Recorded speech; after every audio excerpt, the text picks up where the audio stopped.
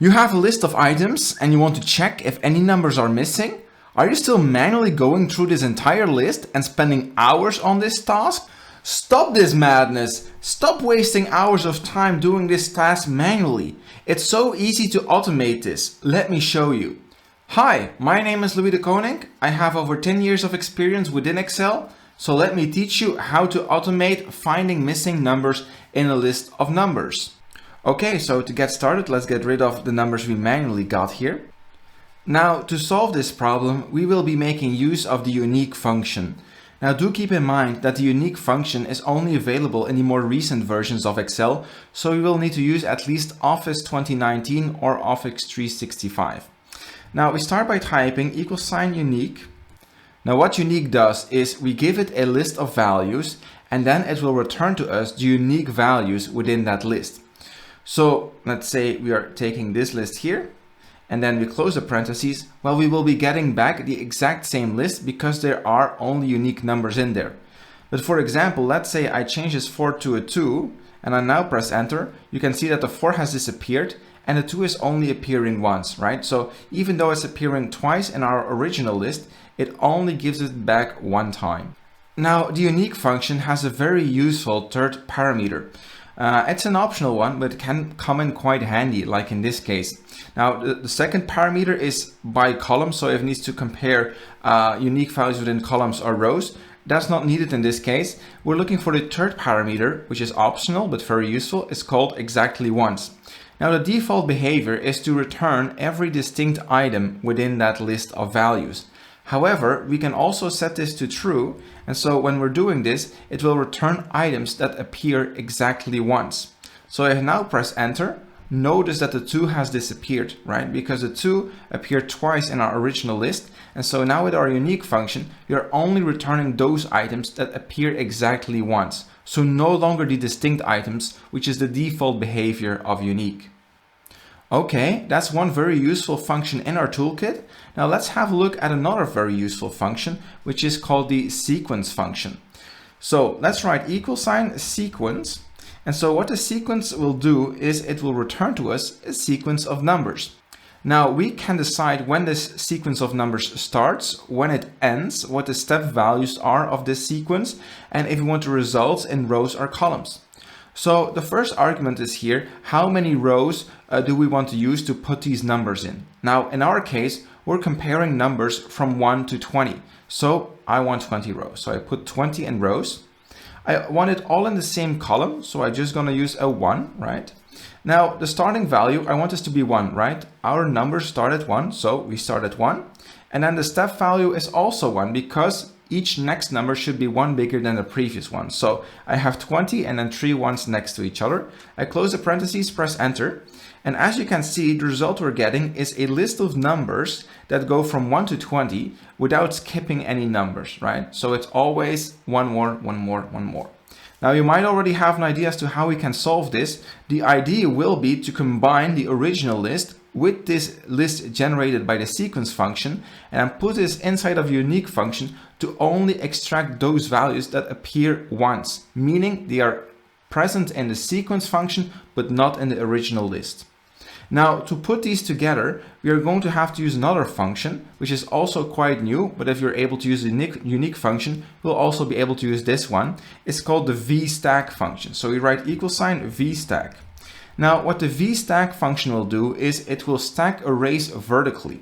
So we will supply to this 2 arrays, being the first array here is my original list of numbers.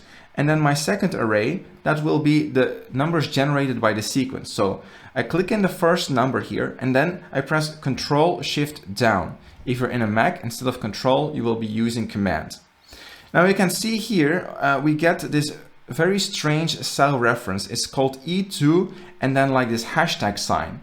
Now what this hashtag sign means is that the output of what is in E2 is like a multi-value output, right? It goes from E2 all the way to E21. All of these values were generated with the sequence function.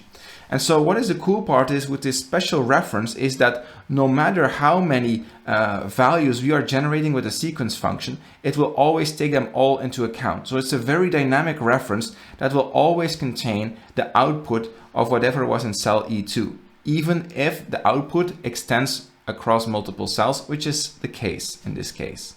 Now I close my parentheses, I press enter, and so what now has happened is we have stacked these two lists above each other. You can see first we have the original list here, and then we're stacking the results of the sequence function here. And so now all that's left to do is to take this output and put it inside of the unique function.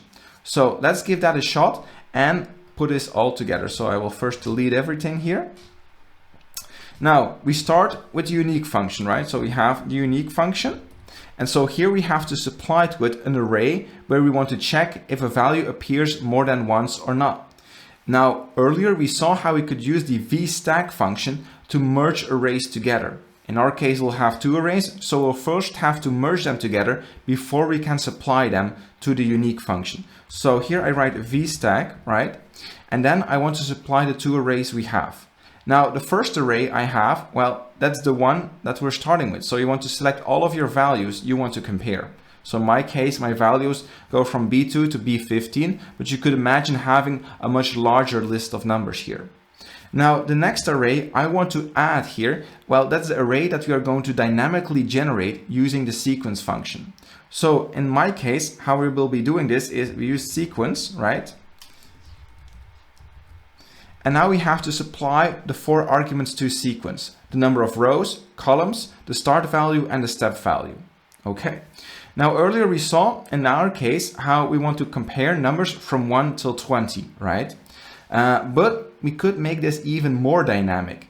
Instead of manually hard coding the values 1 and 20, why don't we get these values from our list, right? We could extract the highest and the lowest value of our list to automatically generate this sequence function, making it a lot more dynamic. So then the only thing we need to change here is the list that we are referencing, right?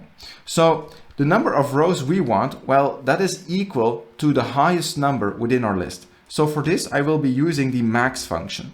And so what the max function does is it returns the highest number within a range of numbers. So max, and then I select here my range.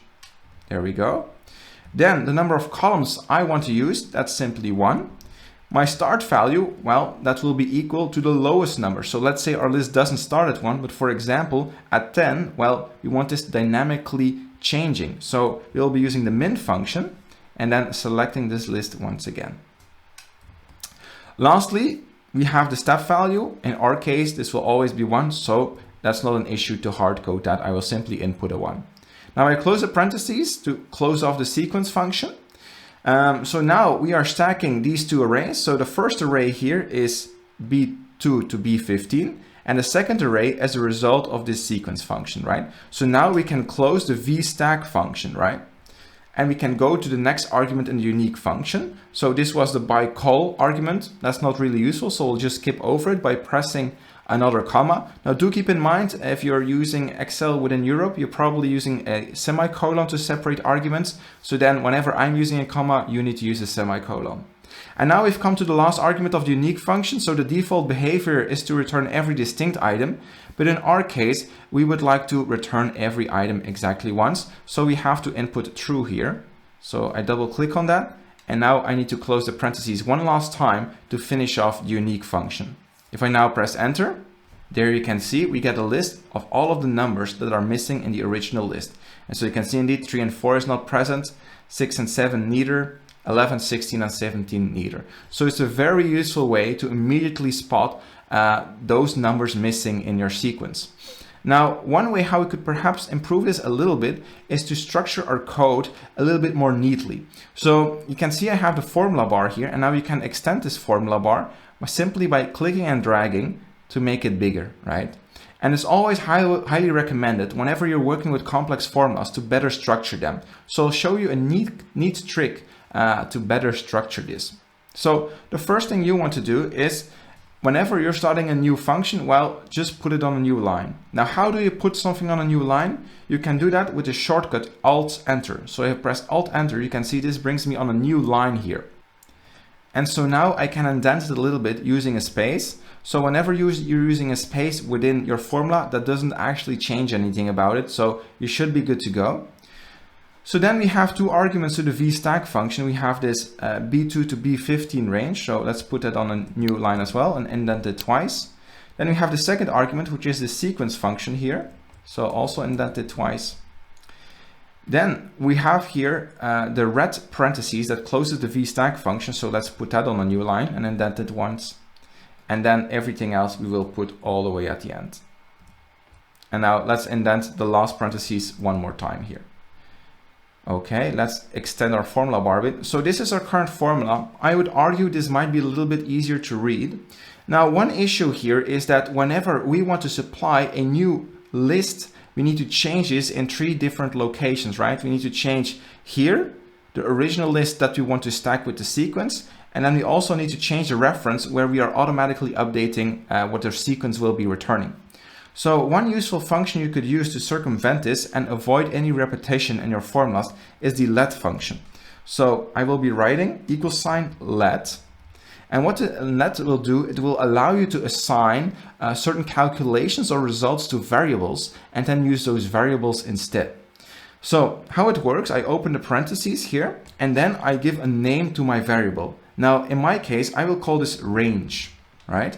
And then I have to say, okay, this range variable, what should it be called? Well, it should be the list here we have from B2 to B15, right? So I simply supply it, this list. Then I have a comma, and then the next argument here is this entire calculation, okay? Now I make sure at the end to close my parentheses to close off the let function. And now wherever I have used this B2 to B15 range, I can simply change this with the range variable that now exists within this function. So I will replace all of this with range and here as well. And so the added advantage now is that we only need to change this function in one position here. It's this cell reference over here, and then everything will just work. So if I now press enter, you'll see we get exactly the same result. Now let's update our list here. So okay, so let's input 3 values here, 5, 7, and 8. And so now we take this, we adjust the range so it accommodates the list. Now we can see we have a little error here in our results because you can see the results extend up until 12, even though the highest value is only 8. Well, that's because we made a little error in our function here. We made a wrong assumption that we always start at 1. So here the first argument of the sequence function will give us the number of rows that we want. But of course, as we're not starting at 1, this should not be equal to the highest value in our original list. Instead, it should be the difference between the highest value and the lowest value. So what you want to do is you want to subtract the minimum value of our list, so whichever is in range, and then add 1 to it, right? Because in this case, right, we're going from 5 to 8. So 8 minus 5 is 3, but we have 5, 6, 7, 8. So it's actually 4 numbers. So we want the edges to be included as well. So that's why we need to add 1. Now if I now press enter, you can see now we get the missing values. If I now change a 7 to a 10, for example, as you can see, it automatically updates and we get all the missing numbers here from 5 till 10. Now let's extend these values a bit. So let's write 11, 13, 16. Now you can see this hasn't updated, but that's simply because the range has not updated. So all we have to do is to extend the range that we're checking, press enter, and there we have the new results of all of the missing values within our list. Thanks for subscribing and leaving an optional tip. Consider watching this video next.